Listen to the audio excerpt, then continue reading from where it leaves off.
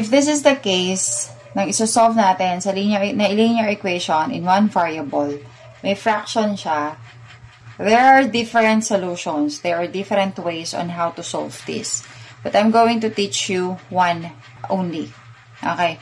Pwede nyo kuhanin yung LCM nito, 5 and 4, and then multiply nyo doon. Medyo matrabaho nga lang.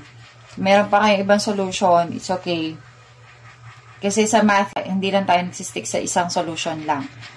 So, yung isang solution natin is to cross-multiply. So, yung 4, imumultiply natin dito sa buong binomial na to, sa numerator. And yung 5, imumultiply natin sa buong numerator. Binomial din yon. So, unahin na natin to. So, 4. Please refrain from putting an equal sign dito, tapos may equal sign pa dito.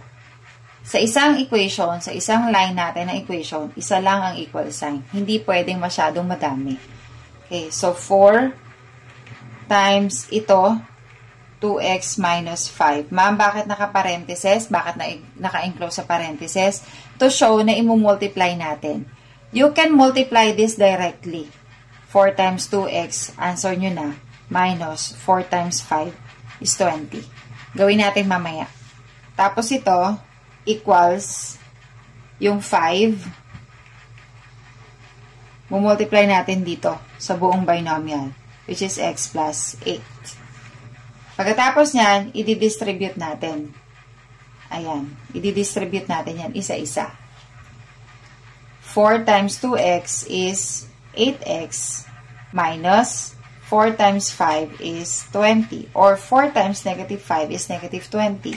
Is equal to 5 times x, 5x, 5 times positive 8 is plus 40. Yung sinabi ko kanina, pwedeng i-direct na natin. 4 times 2x is 8x. 4 times negative 5 is negative 20. Ito na yon. Nag-skip na tayo dito. Tapos ito, 5 times the first term, which is x. 5 times x is 5x. Plus 5 times 8 is 40. Nakuha? Sana nakuha. So, ito may x dito. Tapos dito may magkahiwalay. Yung may variable na x, dito natin ilagay sa left side ng equation para nakaayos na siya.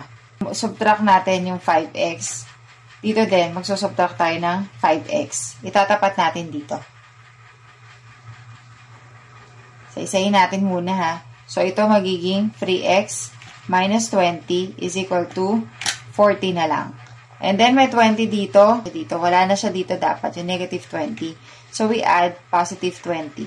And if we add positive 20 here, dito din, mag-add tayo ng positive 20. So, ito wala na.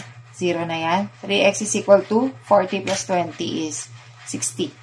Now, ito may 3 pa. So, kailangan x na lang ang matitira. So, we divide both sides of the equation by 3. So, x is equal to 60 divided by 3 is 20. X is equal to 20. So, let us remember that our x is equal to 20 para pag mag-check tayo. For the checking, balik tayo sa original na equation. Remember, 20 ang ating x. So, 2x, palitan na natin to. So, 2 times 20 minus 5 all over 5 is equal to, instead of writing x, 20 plus 8, you just copy. All over 4.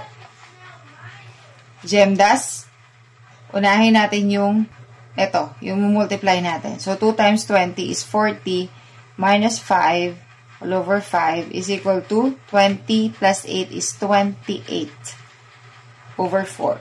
40 minus 5 is 35 all over 5 is equal to 28 over 4.